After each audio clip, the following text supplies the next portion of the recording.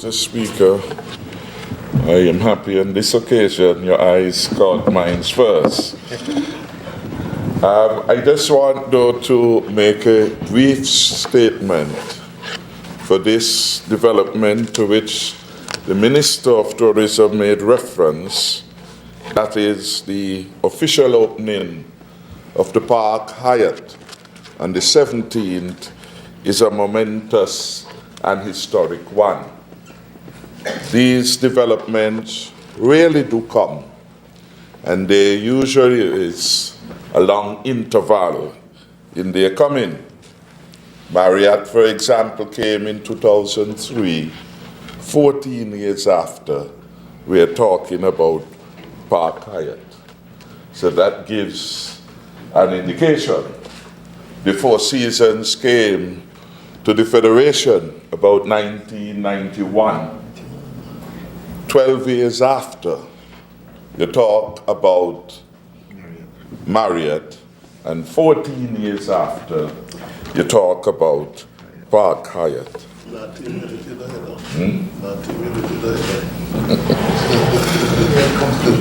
I and the cabinet, of which I'm a part, take profound pride and satisfaction at the realization of the Park Hyatt and St. Kitts and Nevis. We invested a lot of time, actually, to bring this particular project to fruition. And much of the consternation which was experienced at critical points in the project went unnoticed. And perhaps until the learned Attorney General writes his memoir, much of that will still remain secret. Because there was a point when this project was not going to happen. And the cabinet met quietly 3 days and nights in a row to hammer out difficulties which threatened the realization of this project. The cabinet intervened just in time when bulldozers were to have rolled and demolished the activity that was going on. The cabinet intervened just in time when papers were being filed at the court registry to bring matters to a head. And the cabinet intervened again when members were going to arbitration in London to bring an end to this particular problem, because the circumstances of the inheritance and the arrangements that were made were difficult to actualize in terms of the partnership between the developers and the Christopher Harbour persons. So we feel really that we have nurtured and nursed a difficult inheritance to the point where now it is bearing fruit.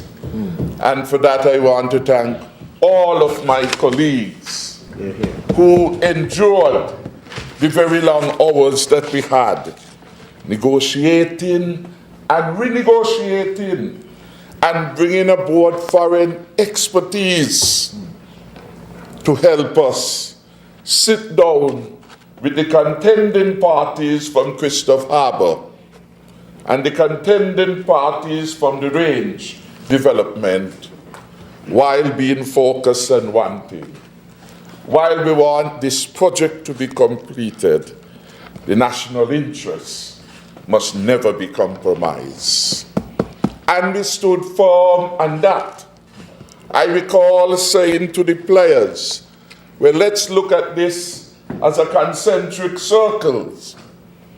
The small one represents the Park Hyatt, the range.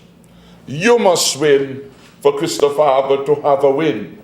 For Christopher Harbour presented to the country that it will build a number of hotels. The Park Hyatt would be the first one that it would have recognized. And I said to Christophe Harbour equally, I recognize that you must have a win. You must have a win for St. Kitts and Nevis to win also. Because Christophe Harbour had come to embody something with regard to high-end development and activities in St. Kitts and Nevis. And I said, I am very clear that there will be no stoppage of the Park Hyatt, for St. Kitts and Nevis needs this project to have its win in the program.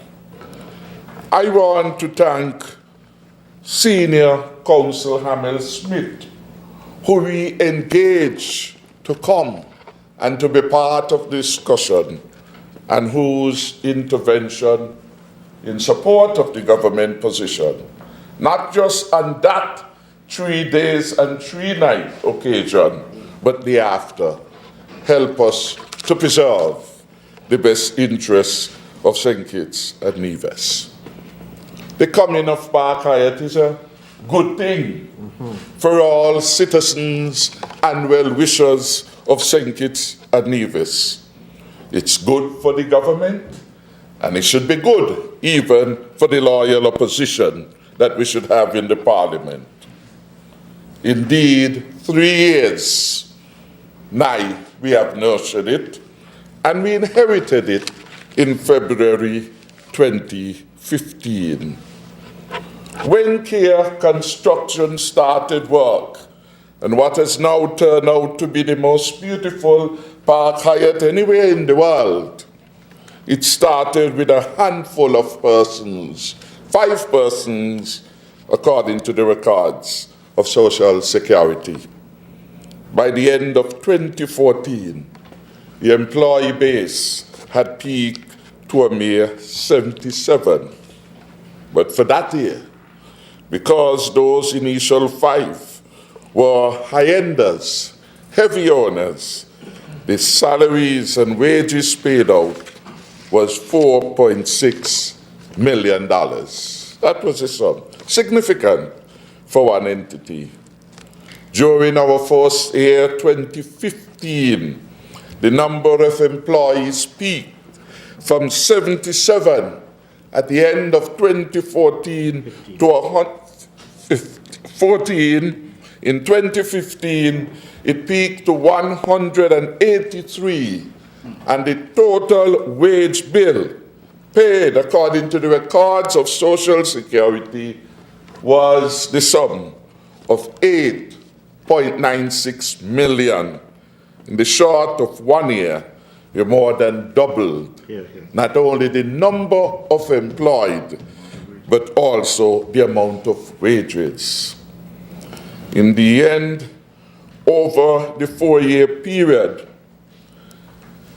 2014 to 2017, the Park Hyatt, as we call it popularly, but the construction activities in the main, contributed $74.67 million in wages. That is significant. That is real impact, impacting upon the daily lives of the persons who are engaged there, starting with the lowly 5, peaking at 77, growing to 183 in 2015, and peaking in 2017 to 576 employees with a wage bill for the year so far in 2017 of $32.46 million.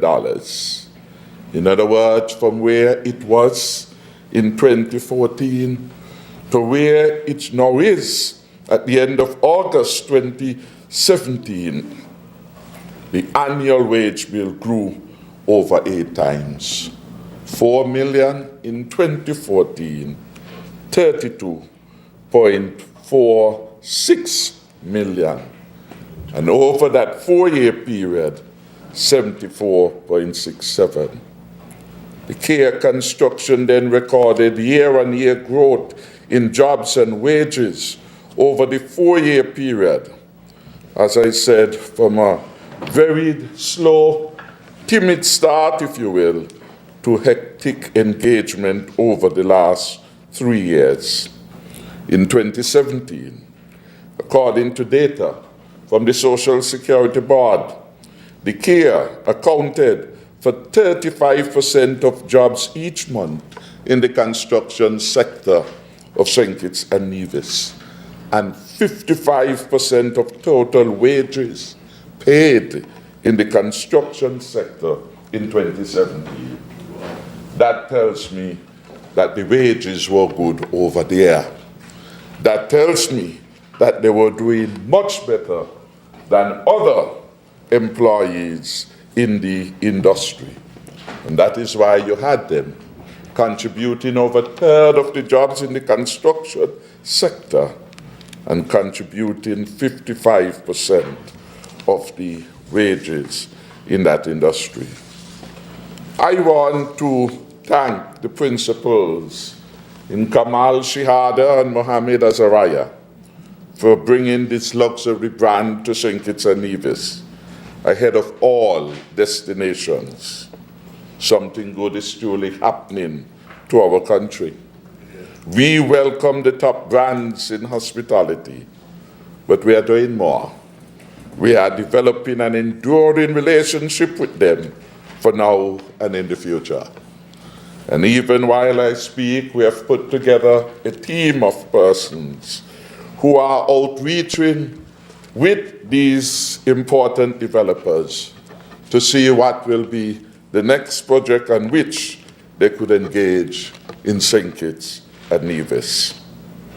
St. Kitts and Nevis was selected not solely for its outstanding beauty, but also because as a country, we are able to offer resilient and sustainable economic conditions with a strong infrastructure that is growing from strength to strength. St. Kitts and Nevis, my beloved country, offers political stability, the strongest protection of property rights, and lots of incentives that are transparently managed, and a government whose word is its bond, and its loyalty to its citizens and residents is undivided. This luxury hotel is a testimony to the high level of confidence that developers have in us as a people, as a country, and as a government. We are recognized as a country in which it is good to do business in and with, and it is a signal to the rest of the international community that St. Kitts and Nevis is a country worthy of investments, because those investments will grow and multiply in the future.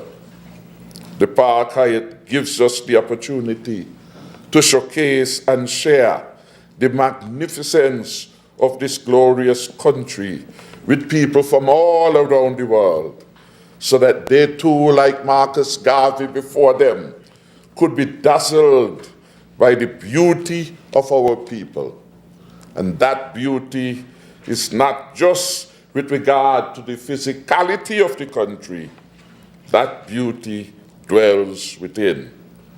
So I want all who will go there to have an outstanding experience, and let the guests leave with a reminder indelibly marked in their mind and in their hearts.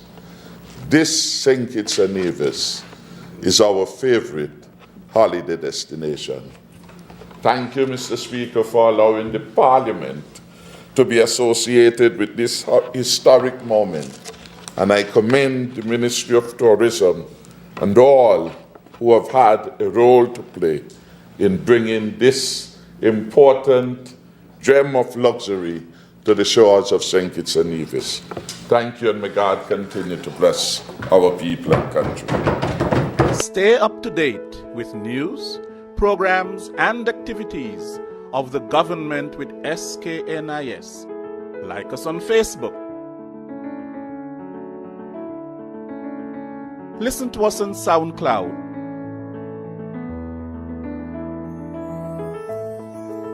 Follow us on Twitter. And watch our videos on YouTube. Connect with us today. SKNIS, St. Kitts and Nevis Information Service.